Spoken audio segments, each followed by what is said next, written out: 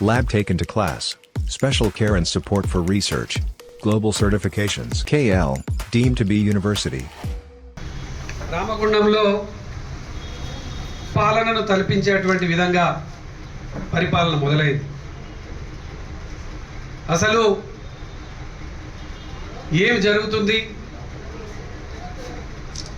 అసలు రేపు ఏం చేస్తారు అనేది ప్రజలందరూ కూడా ఇలా భయాందోళనలతోని ఆందోళనలతోని బతుకుతున్నటువంటి పరిస్థితి ఇలా మేము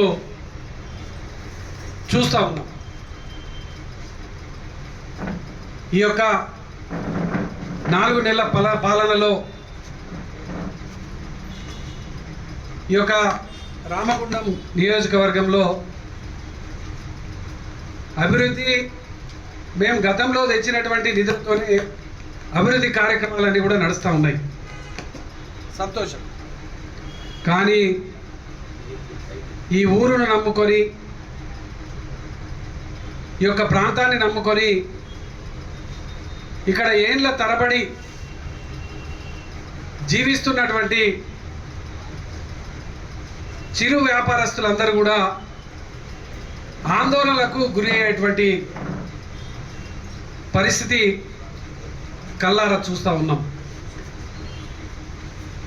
ప్రజలందరూ కూడా, మేమందరం కూడా కోరుకుంటున్నాం అభివృద్ధి జరగాలని.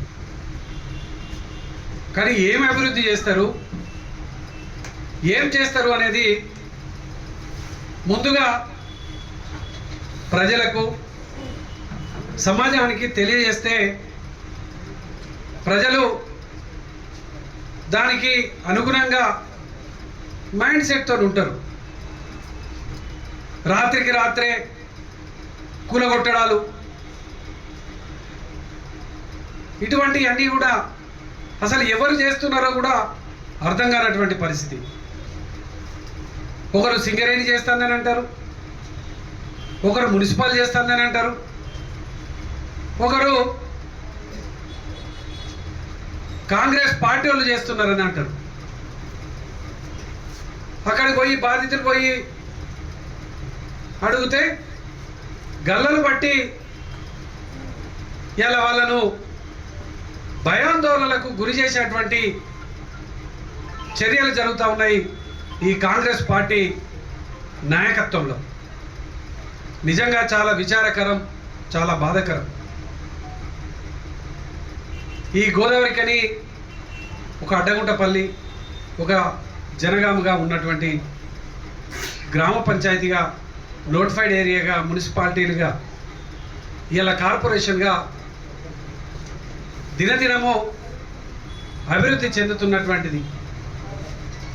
ఈ ప్రాంతం అభివృద్ధి కావాలని మా హయాంలో మెడికల్ కళాశాల తెచ్చినాం, ఓ 4గురికి జీవనోపాధిని కల్పించినాము,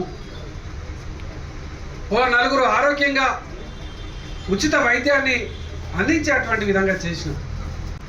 అభివృద్ధి చేస్తే, వాళ్ళకు ప్రత్యామ్నాయం చూపిస్తే, మొదలుగా వాళ్ళతో సమావేశం పెట్టుకొని మేము ఇది చేయబోతున్నాం, మీకు ప్రత్యామ్నాయ మార్గాన్ని కూడా చూపిస్తామని చెప్పాలి నాయకులు కానీ, ఇక్కడ ఉన్నటువంటి ప్రజాప్రతినిధులు కానీ. మరి అటువంటిది ఏం లేదు. రాత్రి రాత్రే బుల్డోజర్లు పెట్టి, రాత్రికి రాత్రే నోటీసులు ఇవ్వకుండా ఎట్లా పడితే అట్లా ఇలా ఒక తుగ్లక్ పాలనలాగా చేస్తున్నట్టుగా ఇలా అర్థమవుతా ఉన్నది. బాధితులతోని సమావేశం పెట్టండి, ఆ బాధితులకు మీకు పలానా కాడ ఇస్తాము అని చెప్పండి. ఇలా మీరు చేసేటువంటి పని మూలాన చిన్న చిన్న వ్యాపారాలు చేసుకునేటువంటి వాళ్ళందరూ కూడా 4-5 నెలలు తిండి దొరకకుండా ఉండేటువంటి పరిస్థితి ఉంటుంది. మీరు ఎప్పటి వరకు చేస్తారు, ఎప్పుడు వాళ్ళకు ఉపాధి చూపిస్తారు, ఏంటి అనే విషయాలను తేట తెల్లం చేయండి అని ఈ సందర్భంగా బీఆర్ఎస్ పార్టీ పక్షాన ఈ పాలక వర్గాన్ని, కాంగ్రెస్ నాయకత్వాన్ని, ఇక్కడ ఉన్నటువంటి శాసన సభ్యులను నేను డిమాండ్ చేస్తా ఉన్నాను. మరిన్ని వీడియోస్ కోసం ఛానల్ ని సబ్స్క్రైబ్ చేయండి, లేటెస్ట్ అప్డేట్స్ కోసం వాట్సాప్ ఛానల్ ని ఫాలో చేయండి అండ్ లింక్ డిస్క్రిప్షన్ లో ఉంది.